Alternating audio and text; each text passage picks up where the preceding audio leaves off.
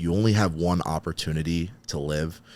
You need to take advantage of every single opportunity that comes your way. Flex Lewis here, straight out of the lair.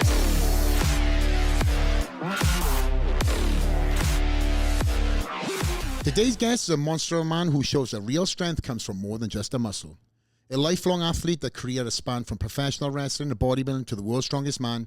On this episode, he proves that our deepest power is not from our current abilities, but what we can overcome along the journey. Battling the demons of bullying, suicide, homelessness, and devastating injuries leave the scars that makes this man a true giant. Here's a podcast with Evan T-Rex Singleton. Evan Singleton, the T-Rex. Straight out the lair, my friend. Welcome. Oh, thank you so much. It's awesome to be back in here. It really is. Yeah, when you say back in here, I didn't know we come the first time until just 10 minutes ago. Yeah, because I wasn't cool enough back then. Come on, my man. Come on, my man. No, I'm pretty sure that when I came here and I visited Nick Best, I came in here to train. You were out of town. Yeah, I was out of town. I know Nick, obviously, as a mutual friend of ours. He, another Vegas resident, he comes in here and goes absolutely ballistic. So I'm sure you had a good day of training with Nick. Oh, yeah. Yeah, the last time I was in here, I deadlifted 855 for a double. Are you training today? You're doing deadlifting today. I have 800 deadlift for AMRAP. Oh, my gosh. Okay. Well, we're training too after the podcast. Yep. So that will come out after this is dropped. But you just placed 5th at the World's Strongest Man. Well, tied for 4th, but they give you the 5th place in. Incredible feat, my friend. Thank you. 5th in the world. Yeah. Has it sunk in yet? Not really. It for me personally, it doesn't really sink in, and I just kind of look at it as I'm doing what I love, so I don't put it on any kind of a real pedestal. Mm-hmm. And then, I mean, I never really get used to somebody asking for a picture or an autograph. You know what I mean? Mm-hmm. So it's still like you want an autograph or a picture? Absolutely. Get on in here. Come here. And I got to see you compete in the finals, which was incredible. As you know, and just to preface for all the strongman fans out there, I have been a strongman fan, oh my gosh, since the early 90s. You know, one of my fellow Welshmen, Gary Taylor, won in 93. Yep. And I just remember the whole household across Wales, to be honest, all cheering that.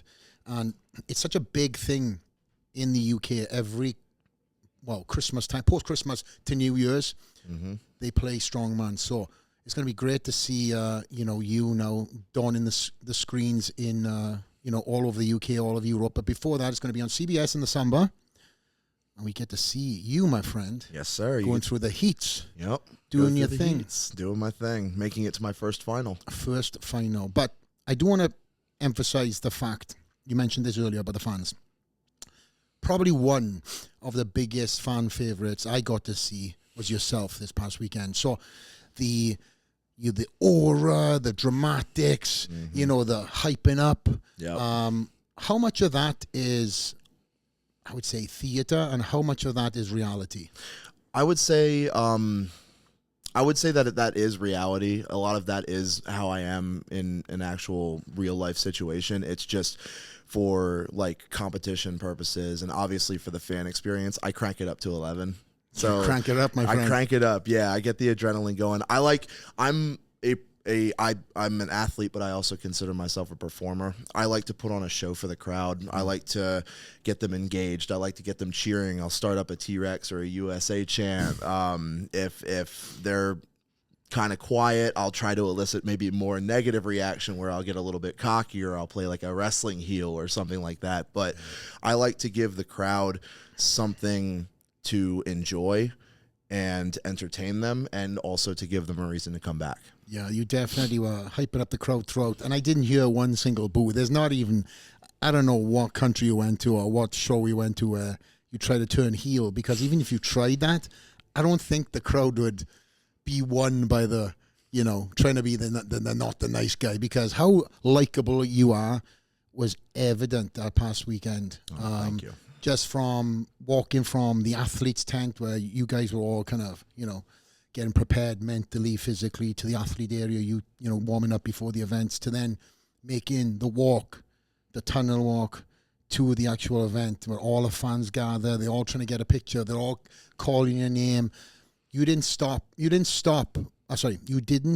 miss one photo op. You didn't stop and say, sorry, I can't take a picture. You stopped and took a photo with every one of your fans. And I think that's one of the reasons why you are one of the fan favorites and growing in the sport of strongman. Maybe I'm a little privy to certain conversations that have been told about you behind the scenes, but they've all said the same thing, that you're an absolute, stud in the strongman sport, but also for the fans. That, my friend, is going to separate you from the pack. Yeah, giving back to the fans is always something that I've taken very seriously.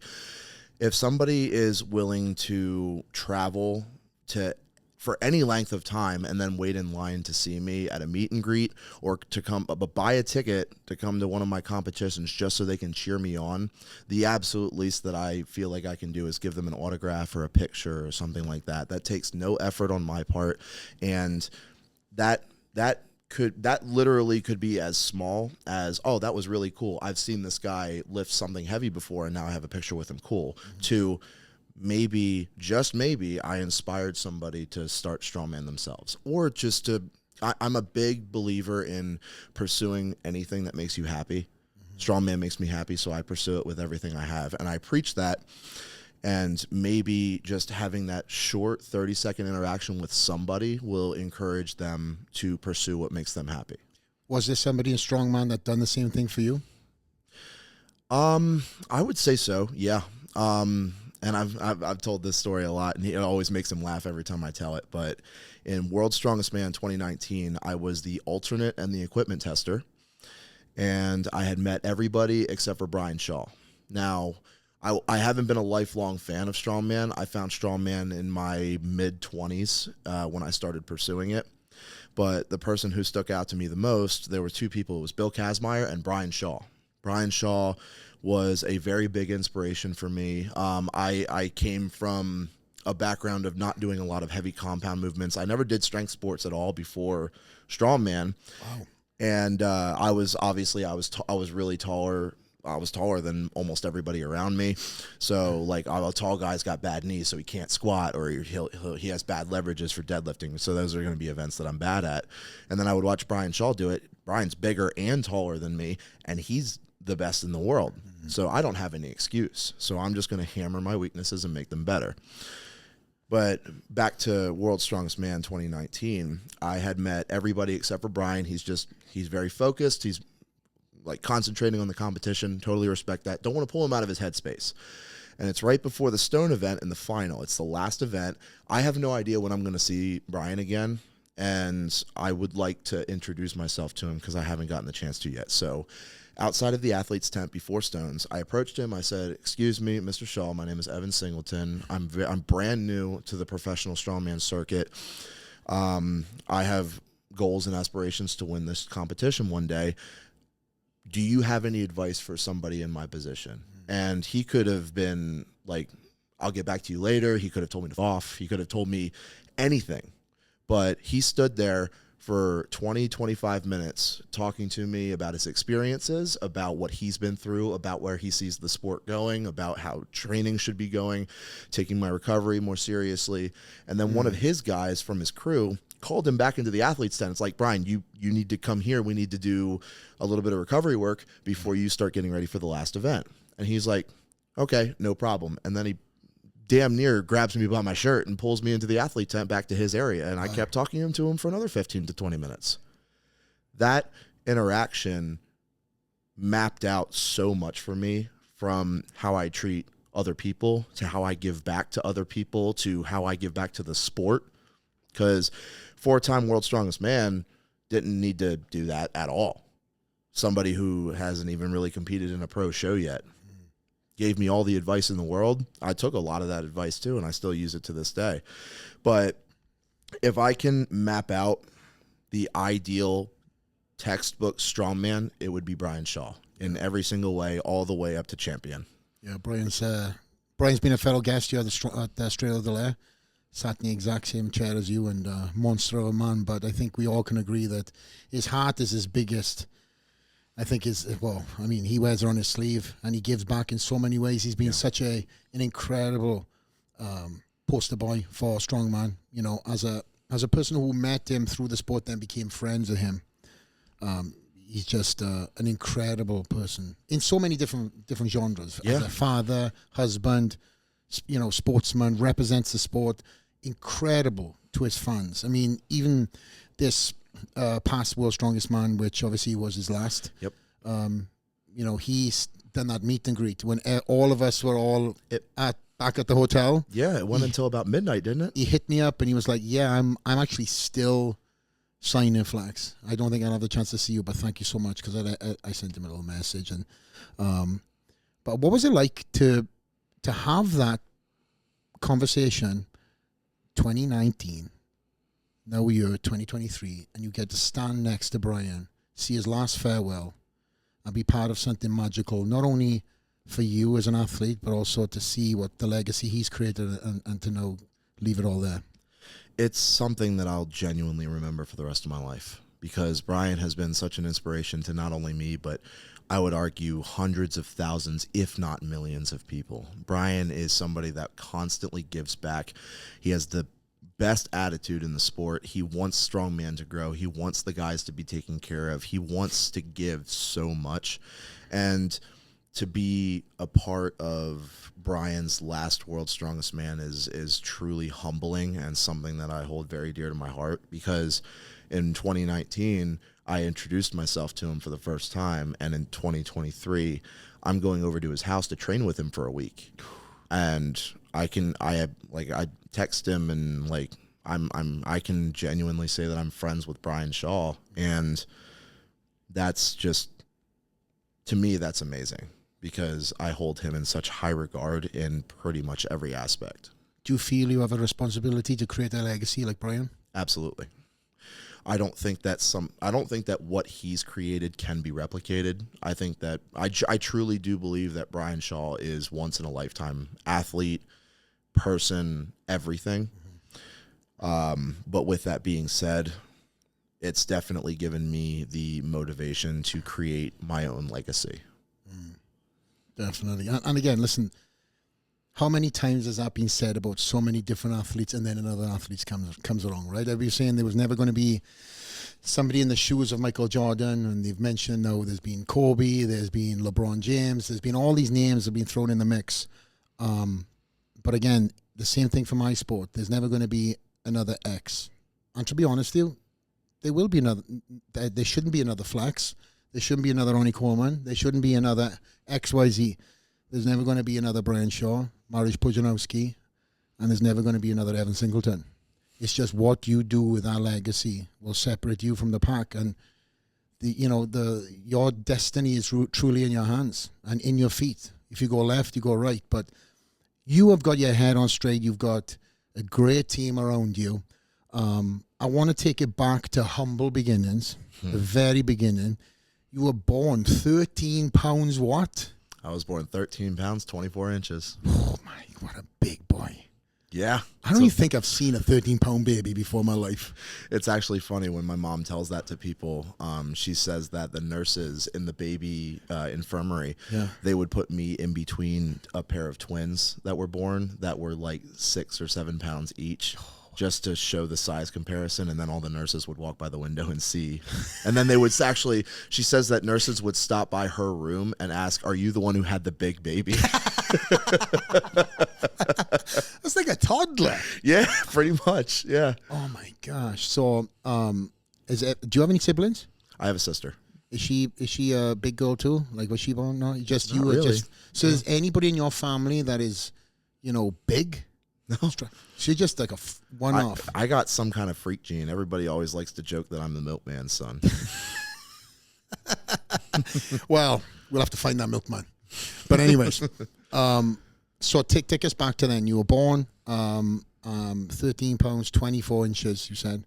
Yes, sir. Big boy, toddler. What was your childhood like? Probably it. I describe my childhood as it could have been worse, but it could have been a lot better too. And what I mean by that is not to get into her personal business, so I'll keep that relatively short. I'll let her defend that. But my sister had a lot of behavioral issues growing up, which directed a lot of my parents' focus and attention onto her. And on top of that, both of my parents worked their asses off. So they were at work all the time, and when they weren't at work, they were trying to reel my sister in, which kind of resulted in me being pushed into the back because I was a good kid for the most part. I followed the rules. I didn't really get into trouble or anything like that. So it became kind of a instinctual reaction, like Evan will be fine. So we'll get him like a new video game or something like that, and then he'll just kind of like go do his own thing and he'll be fine while we focus on this problem. But obviously with that course of events, it resulted in me spending most of my childhood alone. So, but like I said, like it could have been worse, but it could have been a lot better too. I mean, it kind of says something when an 8-year-old doesn't want the new video game or toy, just kind of wants time with somebody. You know what I mean? So, wasn't the easiest, but I also threw myself into sports, so that helped. So, what age and what sports did you start getting into? Well, when I was in school, I did absolutely every single sport at least once. Okay. I tried everything at least once. Even I tried golf, I tried tennis, I tried every track and field. I did everything at least once. But what really stood out to me and something that I really, really enjoyed and something that I was damn good at was amateur wrestling, collegiate wrestling. I was very good at it. Ended up going to nationals. Had multiple opportunities when I graduated high school, including Penn State and Rutgers University to be their heavyweight. Full rides, too. Wow. Yeah. My brother was a strength and conditioning coach in Penn State, too. Really? Yeah. Very nice. Small world. It is a small world. Keeps getting smaller, too. Yeah. Yeah.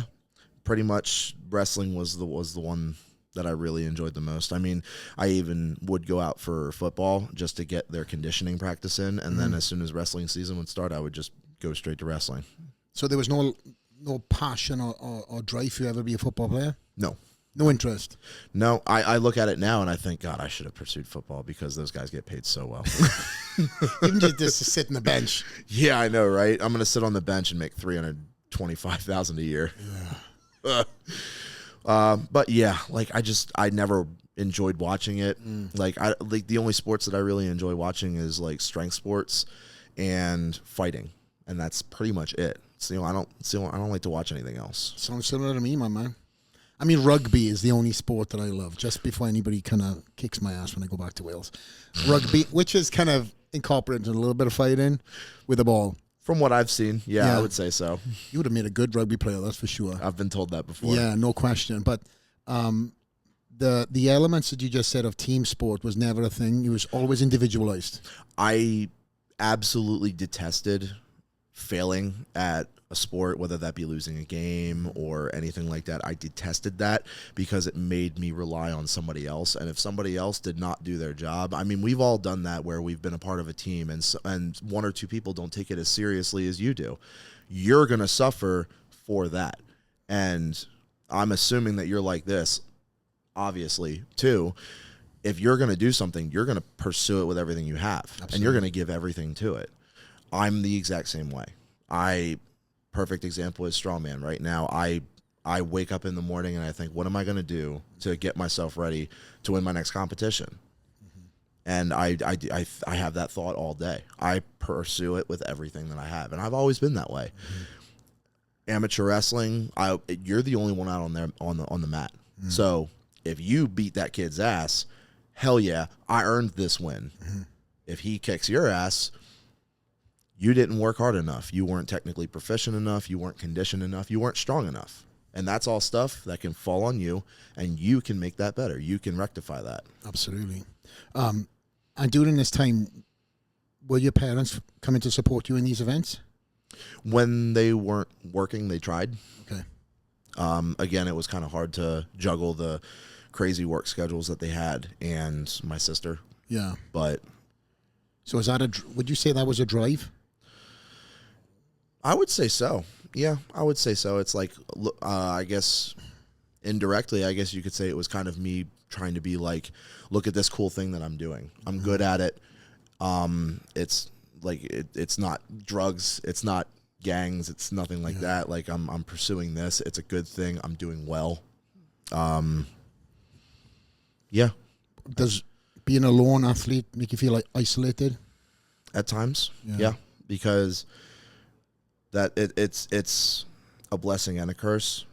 I look at it because if you think about it, you're the only one out there, so you can only rely on yourself, which in sometimes is really, really good. It's like I don't want to rely on anyone else. I want it to fall back on me. I want the responsibility of success or failure to be on me, but at the same time, like you have nobody to fall back on.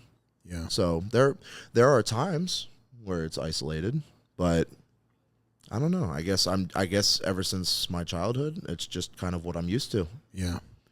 And I think, I've got, relatable things, not to the childhood side of things, but, when I came to this country, it was me, myself, and I. There was a lot of lonely times, a lot of times where you can sit and in a room with just four walls on your own, and you think to yourself, man, is this the right choice? Am I doing the right thing? My mum and dad and everybody I knew was the other side of the world. Mm-hmm. And I didn't want, through ego, to ask advice. I knew what I wanted to do, but when that's sometimes when it's just like, yep. Can somebody tell me if I'm doing this right or wrong? Either way. Yeah, just any little tiny glimpse of direction. Yeah. Would just help so much. And I had none. I had none. I was my own path. And now looking back, listen, it's a story. You can tell the story easily, but we struggled both differently, right? Oh, God, that was so hard. How hard was it? Tell us. Well, I've struggled with a lot of stuff growing up, and that pretty much stretches out to mental stuff that I had to deal with, a lot of depression and anxiety, and it actually got to the point where on 3 separate occasions in my life I tried to kill myself. Really? Yeah. It's been not an easy road. Were you weight training at this point in time? I started weight training when I was 13 because I was really, really sick and tired of all of the kids picking on me for being fat because I was a fat kid. And when I was younger, obviously I was 13 pounds born, and I was always bigger than absolutely everybody. I dwarfed some of my teachers when I was still in elementary school. So I was a large person from a very young age. Wow, yeah. And my parents recognized this very early, and they kind of beat it into my head that I'm much bigger than everybody else. So if I get into a fight, I'm going to seriously hurt somebody. True. So I don't know if this was their exact reason or the outcome that they wanted, but it kind of twisted my mind to the point where I didn't defend myself when I got picked on. Really? Yeah. So you're so fearful that you could truly hurt somebody because you knew your own strength, I'm sure, at that age. Yeah. Yeah. I was able to pick, like in wrestling, I was able to pick kids up and literally throw them. And these kids not seeing you do this still try to... They knew I wouldn't fight back. Come on. They knew I wouldn't fight back. Wow. I remember one time, it was when my dad was actually able to make a wrestling practice, and one of the other wrestlers in a smaller weight class was just torturing me relentlessly. I'm talking every single day during school, because I went to school with him, and then during wrestling practice would just torture me, just constantly poking fun at me, making fun of me. And it got to the point where my dad was on the sidelines and he was watching everything. I walked over to him with tears in my eyes running down my face. I went up to him. I was like, I can't take him making fun of me anymore. I can't take it. What do I do? He's like, I watched everything. I saw it all happen. Next time he makes fun of you, pick him up and drop him. So I did. I walked over. Sure enough, he started giving me crap again. And are you familiar with pro wrestling? I love WWF. WWF. It's my bro. I actually gave this kid a scoop slam. Oh. So I picked him up in between his legs, behind his neck. Yeah. I picked him up, turned him upside down, and then dumped him. He left me alone. Never again. Never again. Did he say anything? Ow. And I'm sure everybody around seen it too, right? Oh yeah. Was that a pivotal moment where things changed after that, or was it still no? No, because Yeah, the kind of bullying continued, and because obviously that was just the wrestling. That was just the really like the elementary school wrestling team. That wasn't the entire school. So that pretty much picked up. I didn't really learn to stand up for myself until I was about 17 or 18. What was it at that 17 that gave you that confidence? I would say this was when I started pursuing stuff that would make me happy, and I stopped trying to appease other people. Because when you're a high schooler, it's not the coolest thing in the world to say, I want to be a pro wrestler when I graduate high school. You know how it is. I was saying it, but as in the UK. Right. But I was telling people that, and I was getting made fun of for that. So I just decided that, you know what, this is going to be what makes me happy. So I don't really care what you think. I'm going to pursue this anyway. And that's when I started, for lack of a better term, that's when I started growing some balls, and I started standing up for myself a bit more. That's when I started getting left alone. So was it the bullying that led to the mental health stuff? Oh, it definitely had a hand in it. Absolutely. Yeah. Absolutely. But I didn't attempt to take my life until I was an adult. Oh. I had thoughts about it when I was a kid. Okay. But I never had the means to do it. And then as an adult, my 3 attempts, one, I had a gun in my mouth, and then the other 2 times I actually physically drove out to a bridge and the police had to come and stop me. Jeez. Yeah. Where were you in that point in life? Oh gosh. Well, it was actually right before I got into strongman was the gun and the first bridge. That was right after bodybuilding and right before strongman. Just the level of loneliness that I felt, just feeling like I had nobody, feeling like nobody cared about me, nobody would miss me if I was gone. Living with that really, really bad mindset day in and day out. Nothing I do matters. I'm not going anywhere. It just gets to you. To the point where you just want it to stop more than anything. You just want those voices to go away. You want that feeling of dreadful loneliness to just go away. And unfortunately, it got to the point where I felt like that was the only option. What was the moment that stopped you? Well, the bridge episodes, I mean, the cops stopped me. I was physically stopped. How many cops? Holy crap. There was like 3 or 4 squad cars. Squad cars. We need backup, yeah. Yeah, we're going to need a lot of help. Yeah. But I'm very thankful for those experiences, because not only do I know what it feels like to, not to get super corny, but I know what it feels like to be in like the flames of hell. But I know what it feels like to be on the other side of that, because I overcame that. And I feel like those experiences did make me a stronger person. And they also helped me appreciate what I have now, because I wouldn't have everything that I have now if I had succeeded. And you appreciate it? I do. I really do. I appreciate the life that I have, the people that I get to have my life with. Everything. I appreciate where I'm at now. And you know what it is too? Earned, not given. Oh, God. Oh, God, yeah. Yeah, I take pride in being able to say honestly and truthfully that I have been given nothing in this life. I have clawed and scratched and fought for everything that I have. Yeah. And I'll be honest with you. I don't know if you're the same way because of how successful you are. I don't know if you're the same way, or maybe this is just my bitter soul.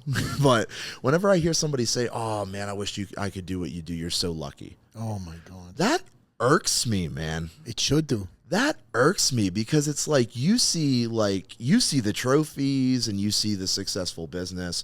On my part, you see me lifting these ridiculously heavy weights. You see me traveling all over the world. You see the results. You see the results, absolutely. And I was having the conversation with him right before the podcast started. Yes. But literally, when I started Strongman in the earliest part of my career, I was homeless. I was living in my car. And on top of that, and there's one story that really puts it into perspective of, this is how much I am willing to suffer for this.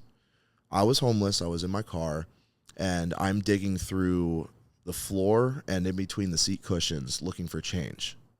I had no money in my bank account, nothing. and I ended up scrounging together $4.11.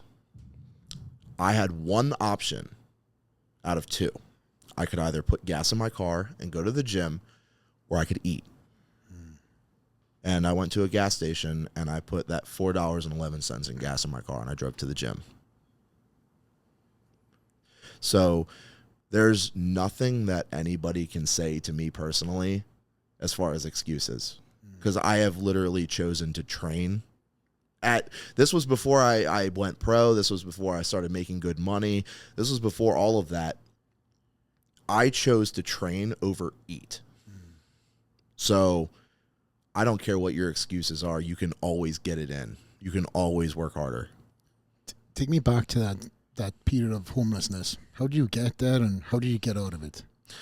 I honestly, I wasn't able to really hold down a job just because of the strongman thing. I was traveling a lot, and jobs need you to be stationary in order to show any kind of like initiative or seriousness about the job. And because I went to WWE as a professional wrestler right out of high school, I had no degree. I had no advanced education of any kind, really. So it was a lot of manual labor, entry-level jobs. So they didn't pay that great to begin with. And I wasn't able to really hold on to one because of all the traveling. Like, hey, can I have a week off so that I can go to this competition, so I can travel for this? And you do that enough, eventually you're going to get fired. It's just how it is. And I eventually ended up not having enough money for a place of my own, so I stayed in my car. I would put the driver's seat all the way back. I would kick my feet up onto the dashboard, and that's where I'd sleep. How long was that for? That was only for a couple of months, like maybe 2 or 3 months. But only 2 to 3 months. That's a long time, man. How would you stay motivated during that time? I just kept telling myself I was trusting the process, and I kept telling myself every single time that I would fall asleep in my car, I would tell myself, this is going to be worth it one day. This is going to be worth it one day. You're going to be able to look back at this and say, that was a character developing moment. That's all that was. That wasn't a failure. That was a character developing moment. You say that now? 100%. I'm thankful for that experience too. So that time, that 2 to 3 months, were friends aware you were staying in the car, or did this something that you hid away from them? Oh God, I hid that. You hid it. I hid that. Absolutely. It's embarrassing to go to your friends and say, yeah, I'm sleeping in my car. Because I don't know if it's pride, if it's arrogance, I don't know what it is, but I never liked to burden people with my own problems to a fault, obviously. Yeah, I never liked to be very personable with people to the point where they knew the struggles that I was going through. I'm sure the day consisted of you going to the gym and shower in there and living most of your life in the gym and the gym is trying to get jobs in between, right? The gym is the most consistent thing I've ever had in my entire life, taking into account family, friends, finances, everything. The only thing that I could ever count on 100%, I knew it was going to be there, and I knew it was going to be the same every single time, was the gym. Wow. It's incredible, man. You're truly growing in my heart as one of my new favorite strongmen. I love stories like this, man. And these are the ones that get me kind of like emotional. I had goosebumps when you were talking about twice. You had that story. For me, I get really kind of into stories where people have tasted rock bottom, tasted depression, come through it. I've spoken honestly and openly about it to myself. You know, there's been times where, where the guys, for me, my dad was a steel worker, grandfather was a miner. You kind of like put the hat back to front. You don't talk about stuff. You suck it in. You're weak if you cry. You're weak if you talk about it. You're weak. But you're not weak. When you realize you're not weak, and you get over this hump, and what it is ego.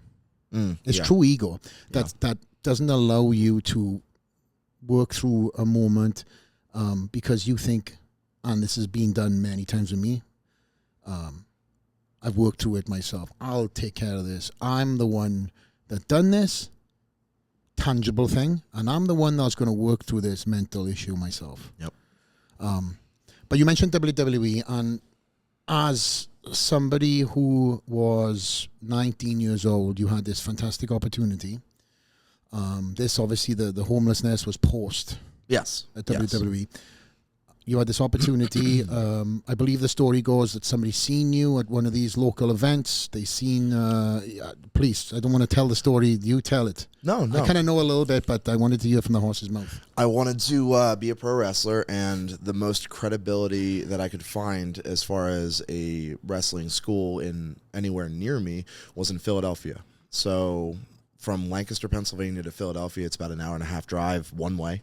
So, and I would go to this wrestling school 3 times a week, and then on Saturdays they would put on live events where I would work the staff. Like, I would do the vending machines, I would do ticket sales, I would do all of that good stuff. I would help out the show. Mm-hmm. I never had my first show in front of a crowd until I made it to WWE already. Come on. Yeah. My first show was in Florida in WWE. Knowing what I know about professional wrestling, I mean, you're that small percentage who've been able to do that. 100%, yeah. Very, very few people have ever been able to do what I did. I've got a lot of pro wrestler friends. They normally throw you into one of the, what do you call them? The feeder shows, right? Yep. The Florida wrestling or whatever Yep. it is.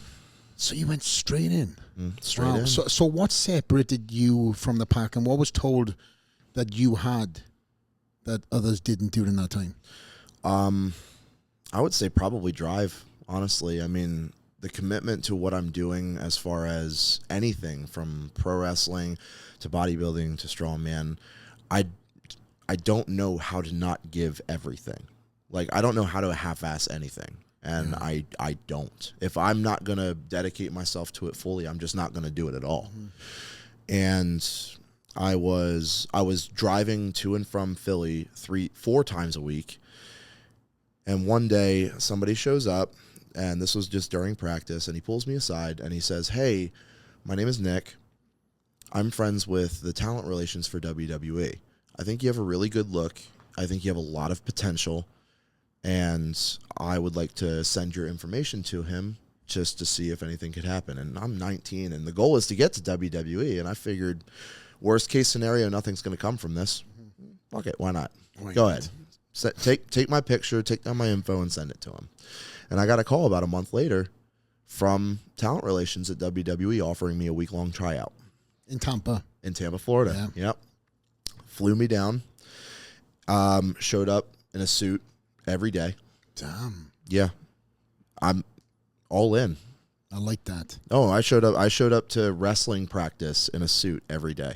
What did they say? What did everybody else think when they seen that? Because I know why you're doing that, but everybody else is like, "Damn it, this guy's really trying to separate himself from the pack." Yeah, that's pretty much what it was. I mean, I remember there was one, because I went down there in a group of 3. There was 2 other guys. Okay. And it's actually funny. Do you know the Hulk, Kevin Washington? Yeah. Yeah. Big boy. Yeah. I had my WWE tryout with him. Come on. Yeah.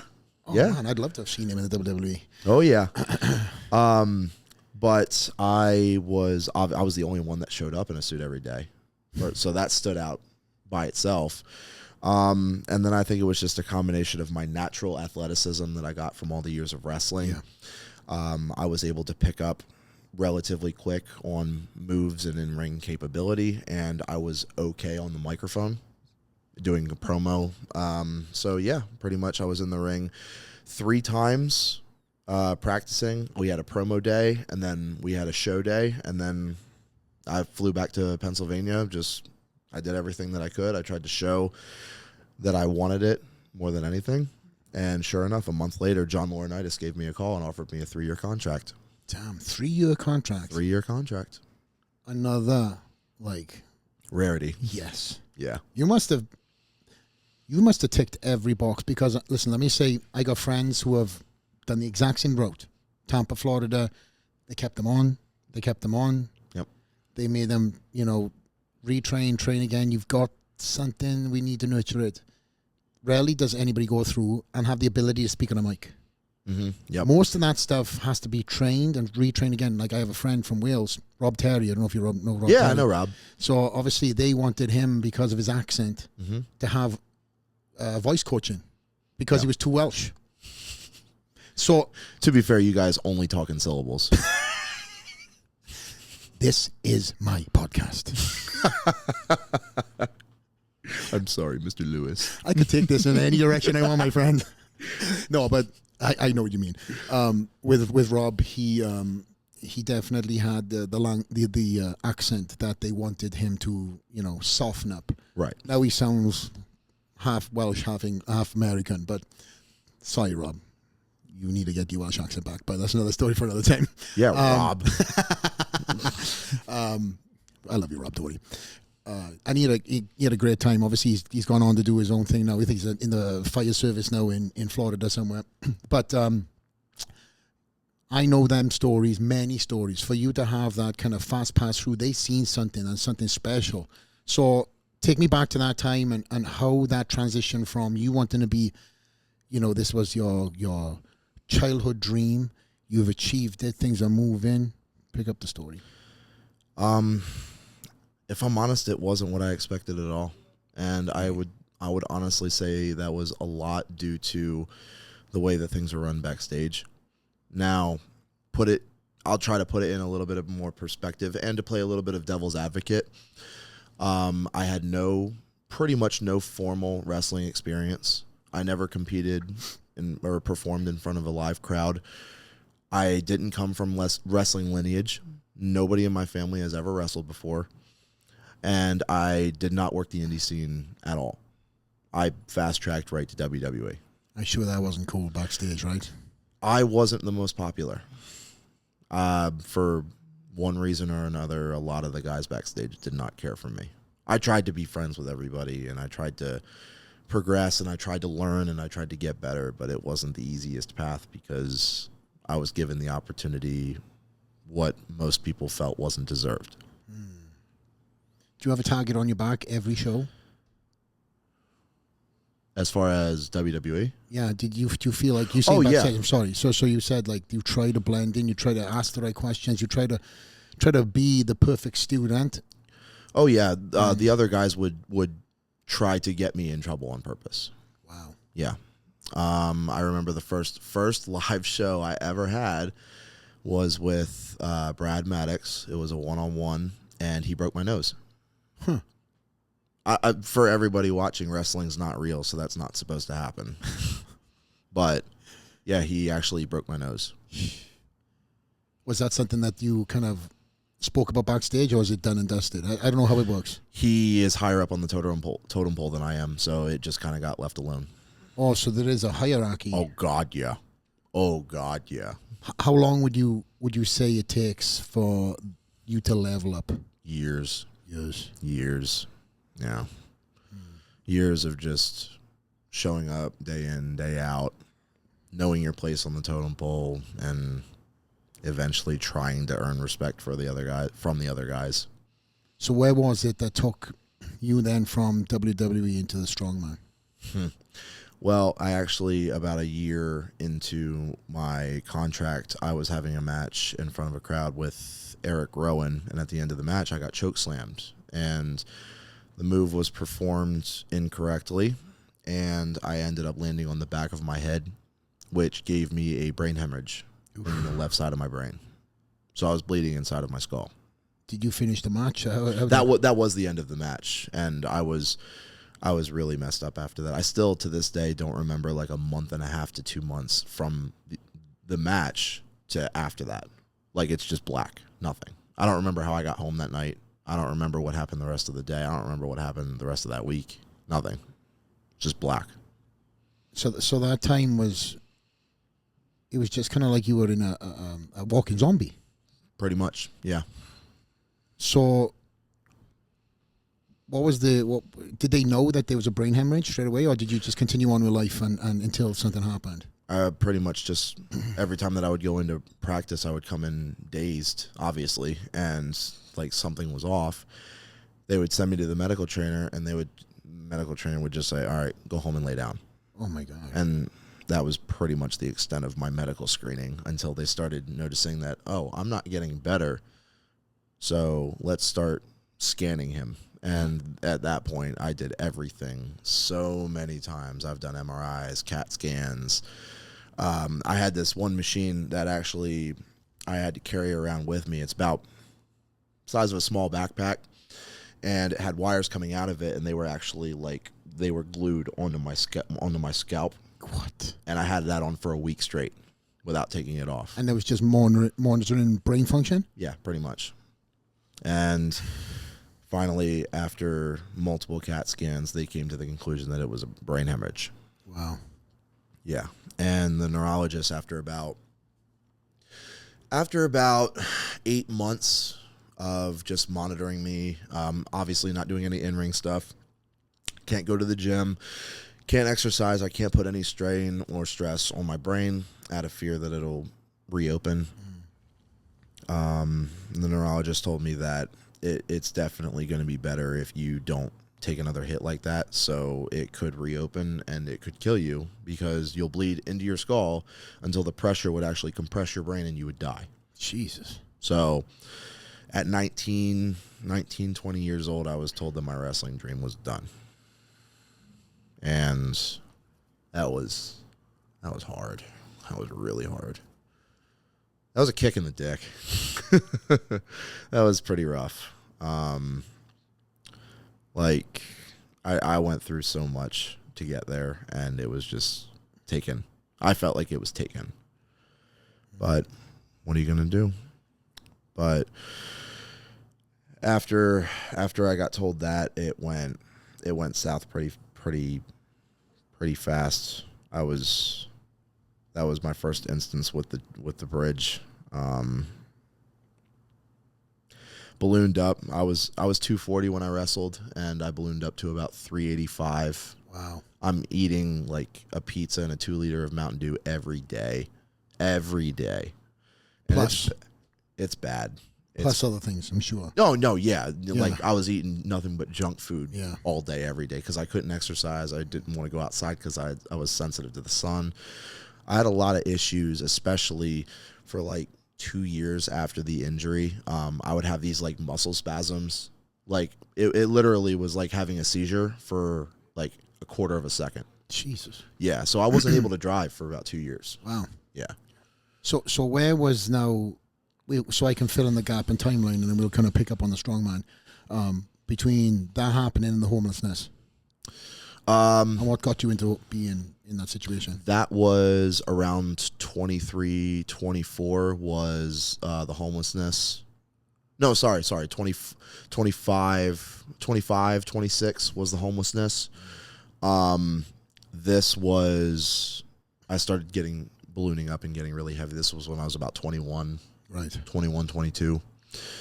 And I was finally, after months and months of just feeling like, you know how I would describe it? I would describe it as I felt like I was in purgatory. I had no idea where I was going. I was stuck in the same spot every single day. Hamster wheel. Yeah. I felt like I was going nowhere, and I felt like I was going to be like that forever, which is what pushed me to the bridge. But eventually, I had another appointment with my neurologist, and she gave me the green light to start training again, start working out again, because weightlifting has been a part of my life at that point for almost 10 years. Yeah. And I just love it. It's therapy for me. It helps me stay in shape, all of that. So I start going back to the gym, and I made the commitment. I can't wrestle anymore. So what am I going to do? Something that's weightlifting related, but it fills the competitiveness in me. Yeah. I hate what I see in the mirror because I'm 385 of chewed bubble gum. I hate it. So I'm going to like what I see in the mirror again. I'm going to try to be a bodybuilder. I ended up, and over the next, I'm about 22, 23 years old. Over the next 8 months, all I eat was white rice, flavorless chicken, some green beans, broccoli. Welcome 6 to my times world. a day. Yeah, exactly. And I only did one bodybuilding show, but it has ruined chicken for me unless it's deep fried. Fried chicken. You missed the tilapia days? You didn't do the tilapia? I don't like fish. You fucked up. Ugh. Well, that's what you messed up on. You should have just hated that because chicken is awesome. I can't do it, man. If it's not deep fried to shit, I don't want it. You're a strong man now. Very true. I'm retired. We'll do the fried chicken together. I'm in. Let's do it. KFC extra crispy. Let's do this. But you said, listen, let's not skip about that because obviously this is, we've got a lot of business, bodybuilding and fitness on this channel. You mentioned bodybuilding. You took yourself from a depressed, homeless state to recognizing like this is not how I want to do it. This is not how I want to live life. That moment of clarity. What was the first move for you on that chessboard? Was it hiring a trainer? Was it you just knowing like, okay, enough's enough? And then I want to talk about the bodybuilding. Yeah. I mean, I'm 385. I'm not working out. I hate the way that I look, and it's depressing staying in the house, eating junk food all day, just watching TV, mind-numbing TV. One day I just looked at myself in the mirror, and after I got the green light to go to the gym, I went to the gym that day. I bet. Hell yeah, I went to the gym that day. But when I got back from the gym, I looked at myself in the mirror. I was like, I want to do bodybuilding because I hate what I see right now. Day one. Yeah. The second I was able to get back in the gym, I'm like, bodybuilding. Like, because no matter how hopeless things seem or how alone you feel or how terrible of a situation that you're in, you always have the control to change it. I've always looked at it that way. If I'm going to like what I see in the mirror, if I'm going to stop being a fat shit, if I'm going to enjoy life again, I need to make a change. And I did. You lost 145 pounds for that show, right? Yeah. I lost 145 pounds over 8 months. What did you start at? 385. Wow. Got on stage at 240. Tell you, so I got to get you the photos of this. He I literally, oh yeah, we're gonna overlay them. You literally, no pun intended, bust your ass. Yeah. And I mean, it looks like well, it is. It's a different person. It truly. I mean, I couldn't imagine seeing you at 385. 385, you said? 385. 385, and then seeing you on stage 240. Yep. I mean, that is a different person. What was what was the thought when people seeing you at 385 and then all of a sudden they see you months later or during that process? Were people blown away by that transformation? They were like, oh my God. A lot of people didn't recognize me. I'm sure. A lot of people didn't recognize me. 100 pounds is 100 pounds. 145 pounds is a person. Different person. It is. Yeah. My wife's pregnant. Yeah.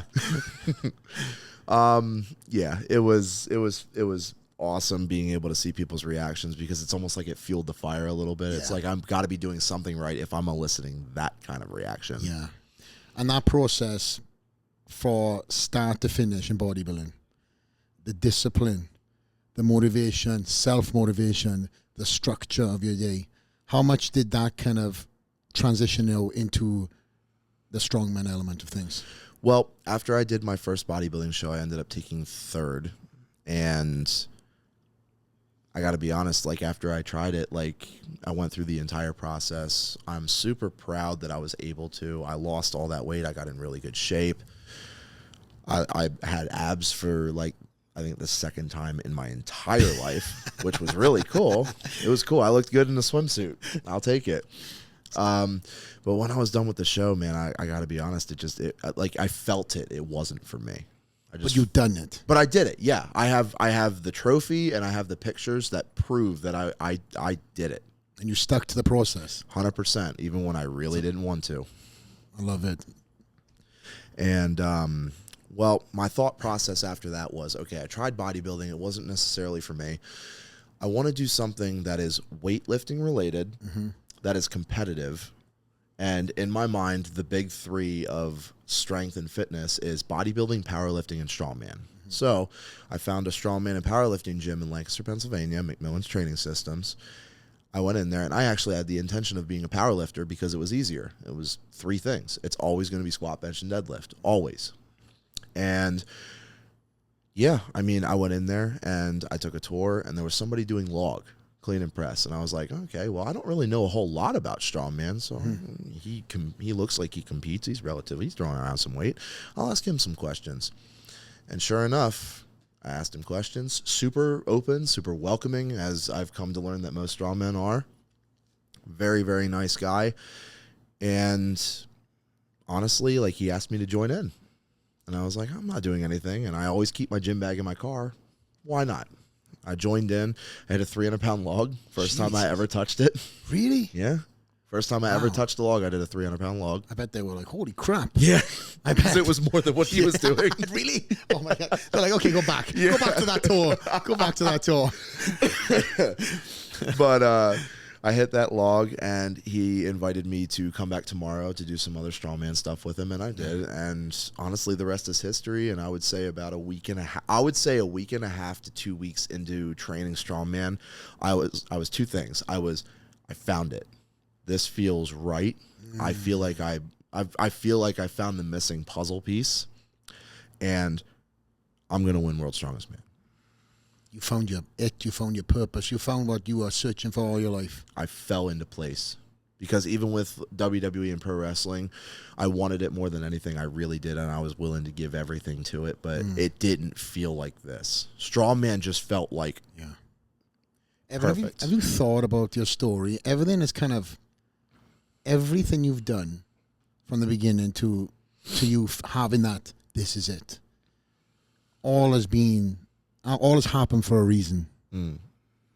Through your ups and downs, you know, obviously your motivation comes from a good and I would call it a Pandora's box, where you lock it up and you need to unlock it to get, I've got it.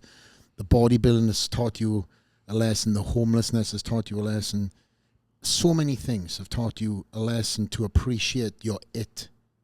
And when you found your it, you knew, right?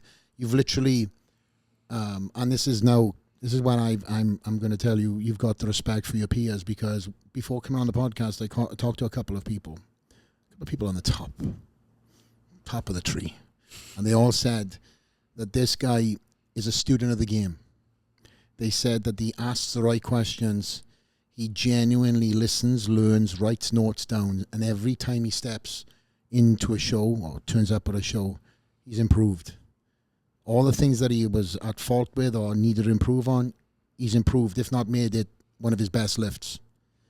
So I think that just goes to show the respect you have from your peers, the respect you have from the governing bodies, and you know the guys at the top.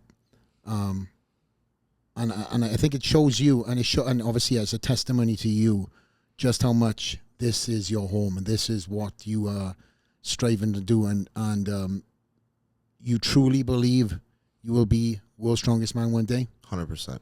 There's not a single doubt in my mind. I can see myself holding that gold trophy every single day. Give me the clip. Say it.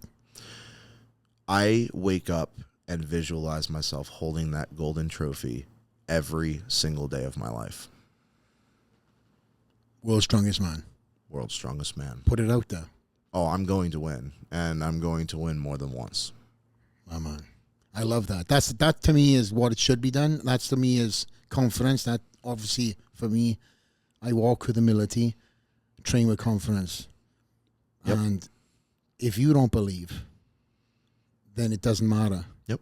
Because everybody else around you could be saying, hey, you've got this. But if you have a shadow of a doubt, it's not going to happen. It won't. Yeah.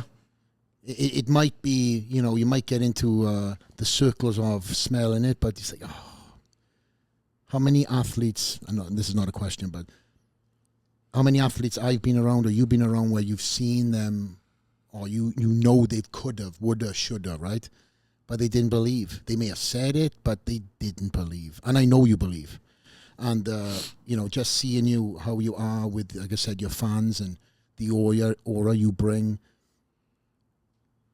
I think that there's nobody right now on the scene that has that charisma. There's people who have charisma, don't get me wrong, but there's no T-Rex. And again, the WWE, the storyline of not having this, having something, finding your way, is one of the reasons why that this title will be ours one day.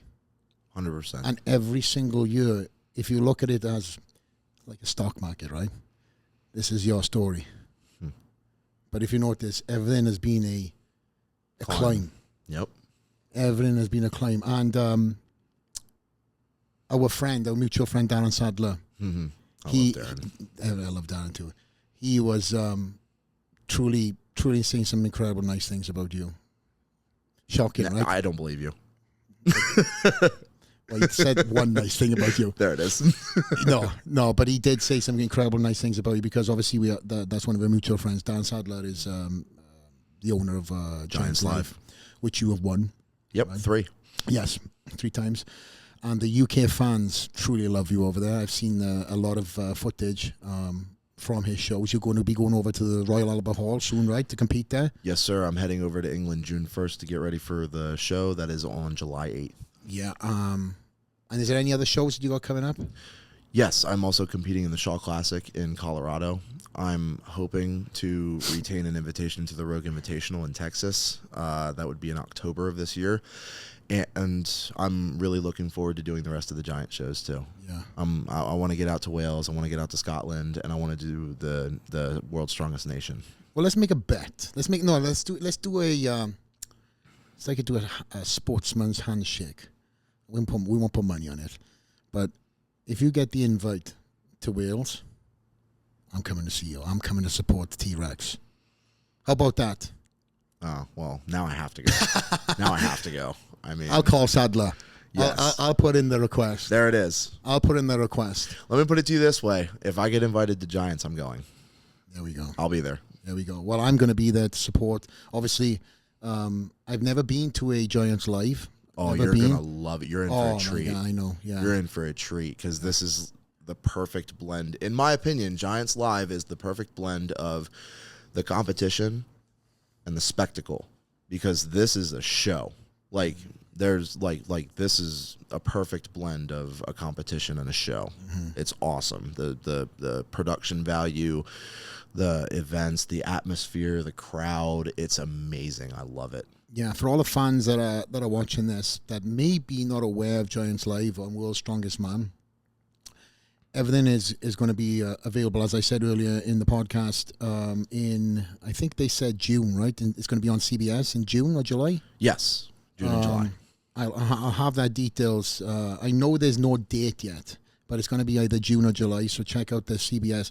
But on YouTube, there's Giants Live, a lot of events. You get to see this stud you're throwing some stupid amount of weight around. Oh, yeah. And doing some crazy stuff.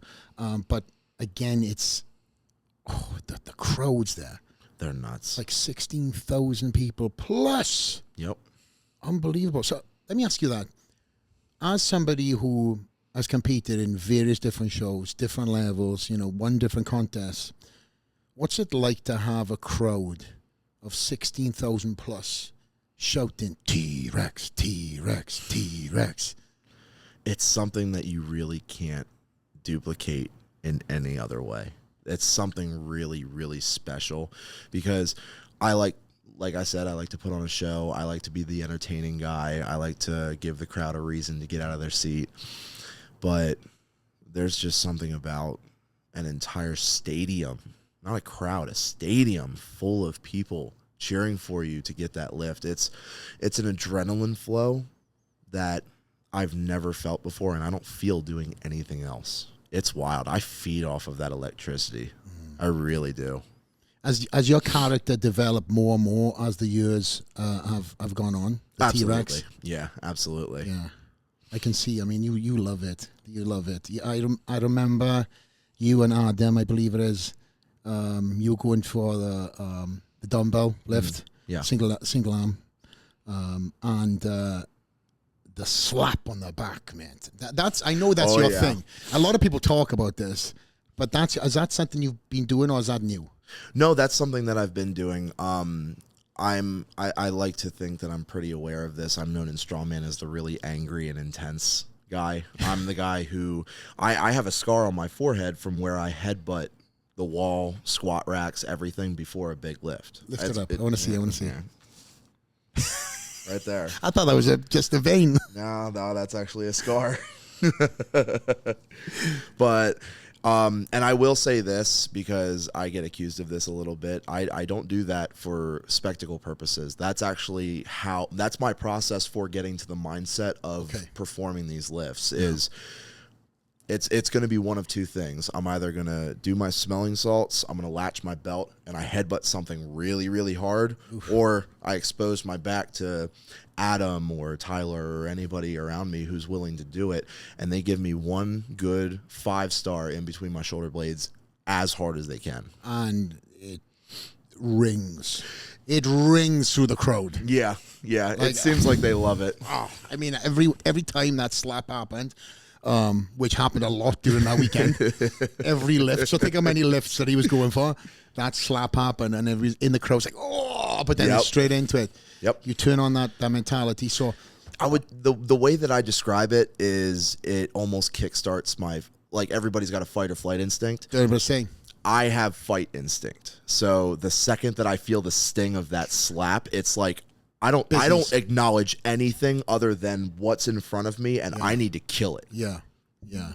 So take me through that process, because you said that you're known for being that guy. Have you, over the years, learned how to control that person? Like, for example, for me backstage, all eyes are on me because I'm the champ, right? So everyone wants to see what I look like. Right. Not comparing strongman and bodybuilding, because I'm but what the mental aspect of things I get it, yeah. When I get ready to pump up and stuff like that, okay, I have to turn into Flex Lewis. Not the one that everybody sees at the expo, not the one that everybody sees day to day shaking hands. I am like, you're going to steal some bread from my kid's mouth now. That mentality.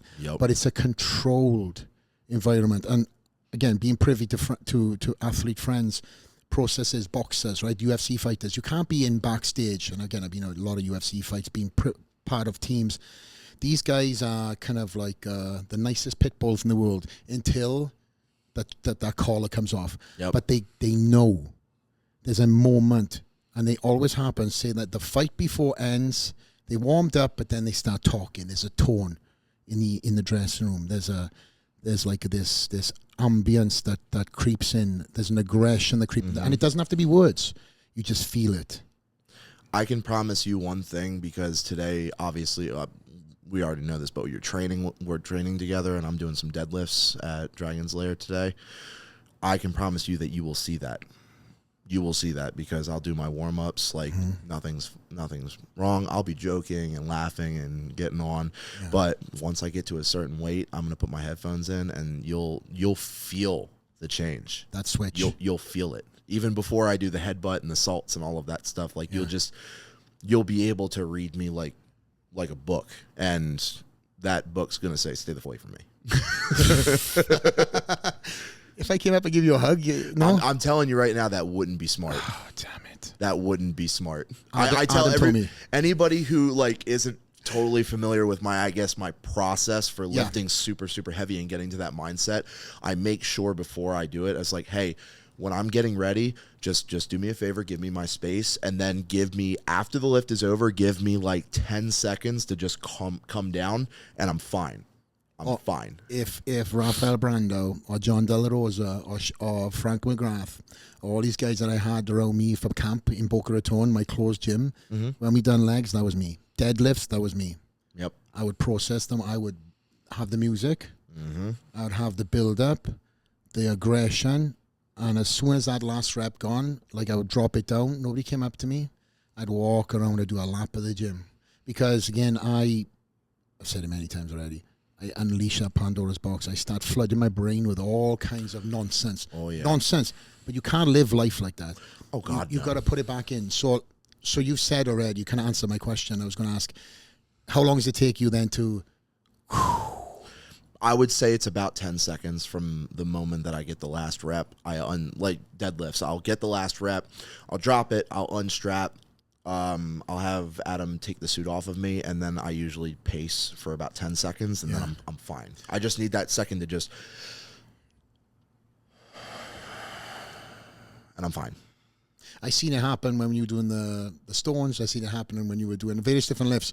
You would come out, do your lift, you would do the, you have to, because it's TV, you have to stand in spot, you have to do your thing, and you're still going, I'm sure. Yep. And then you would basically woof, dart right back to the to the athlete tent. Yep, and that's immediately where I'm just focused on getting my heart rate down. I'm stopping that flow of adrenaline.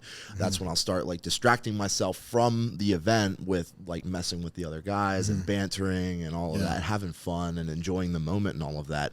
But as soon as I know, like, about 5 minutes out, it's like, all right, time to let the beast out again. And then I put the music back on, and that's when I start.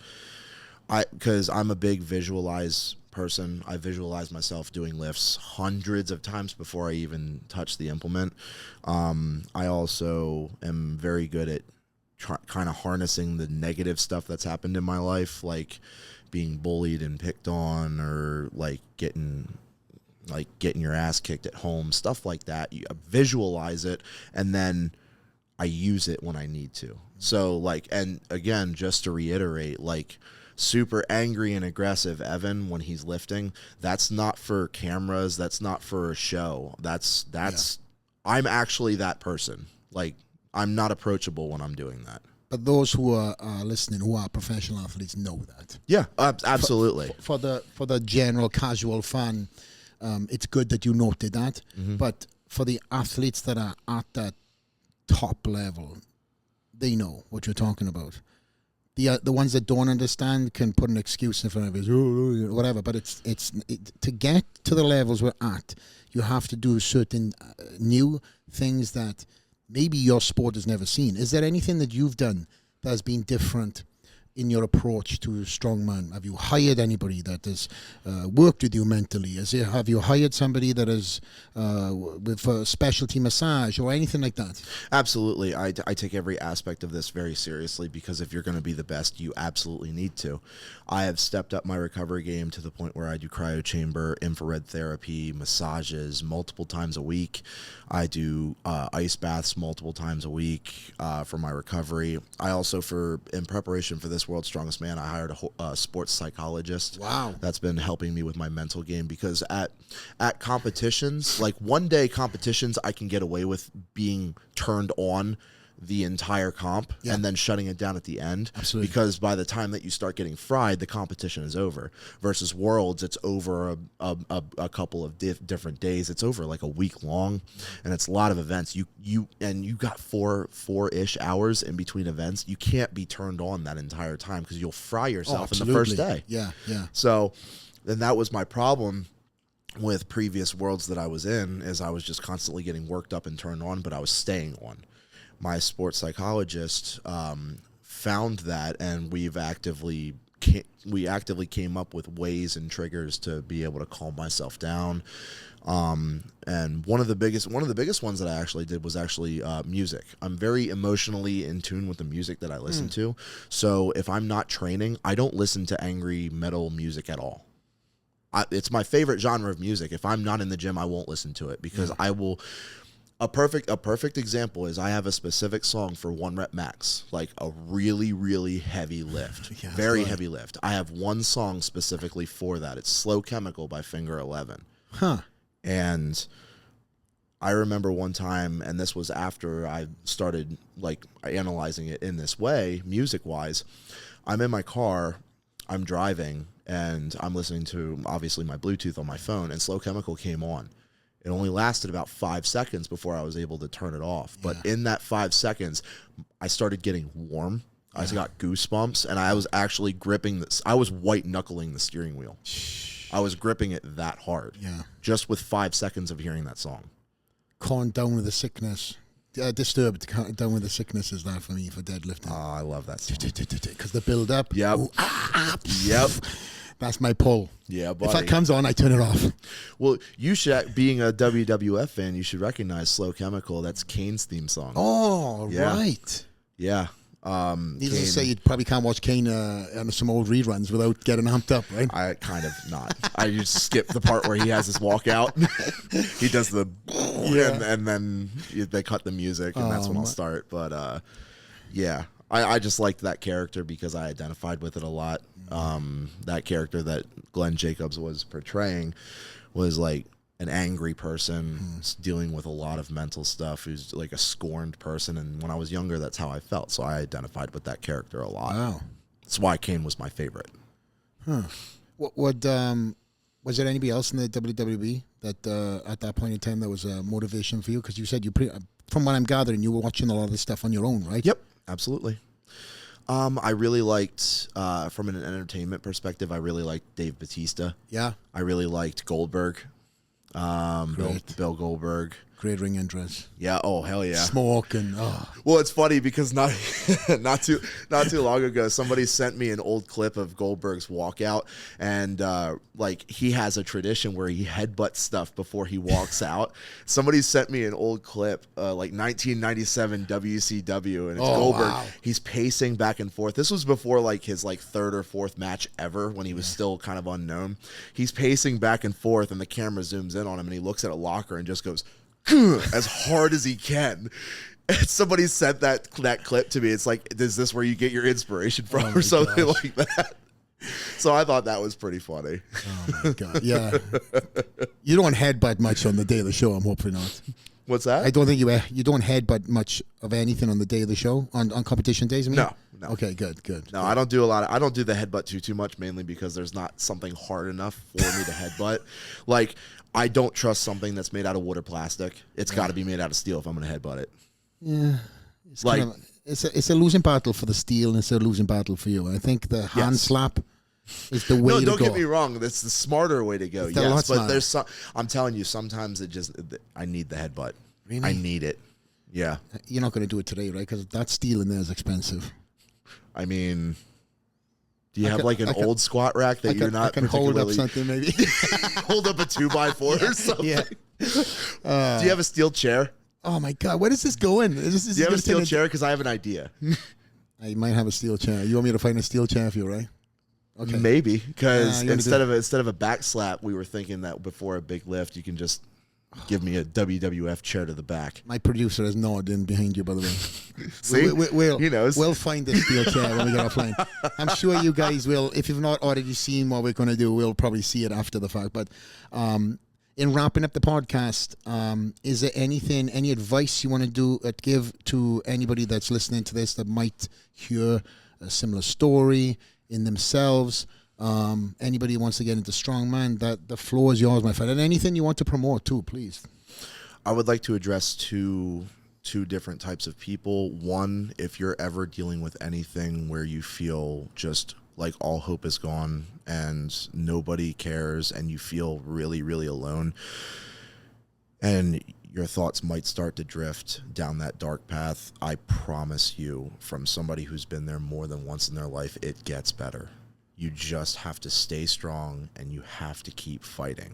Never stop fighting, ever. You can't give up. And to the people who are scared to pursue something for whatever reason, it's too much of a risk, it's scary, and it's unknown, and you don't know the outcome of it, I want to be that one voice that you're waiting to hear, and I want to tell you to do it. Because you only have one life, you only have one opportunity to live. You need to take advantage of every single opportunity that comes your way. You need to pursue what makes you happy. That's the ultimate way to live your life. Do what makes you happy.